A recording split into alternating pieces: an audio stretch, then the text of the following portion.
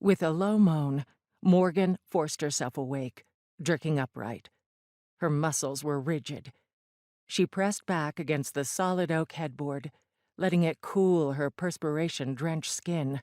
Her heart was slamming against her ribs, her breathing fast and shallow. This was a bad one. She squeezed her eyes shut, concentrating on the muted sounds of pre-dawn Manhattan, the intermittent thump-thump of cars making their way down pothole-ridden streets.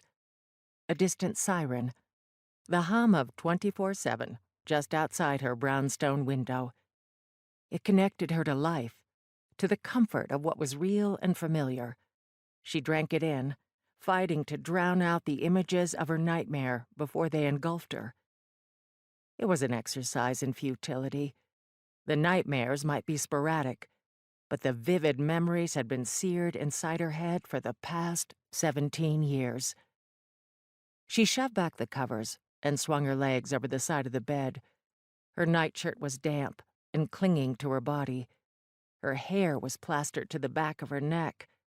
She gathered it up, twisting its shoulder-length strands into a loose knot and pinning them to the top of her head with the clip she kept on her night table.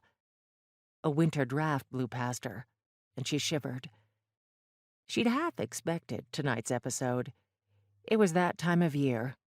The nightmares always came fast and furious around the holidays, but exacerbating the situation had been her own damned fault. Morgan glanced at the clock on her night table. 5:10. No point in trying to go back to sleep. Not that she could if she tried, but it wasn't even worth the effort, not with only 50 minutes until her alarm went off. She pulled on a robe and padded into the dimly lit hall, crossing over to the spare bedroom. The contents of the box she'd been going through were on the ottoman just as she'd left them. Memorabilia in one pile, photos in another, and the working journals she'd only recently discovered off to a side. Still haunted by her dream, she flipped on the light and went straight for the photos, kneeling down beside the ottoman to peel back a layer of history.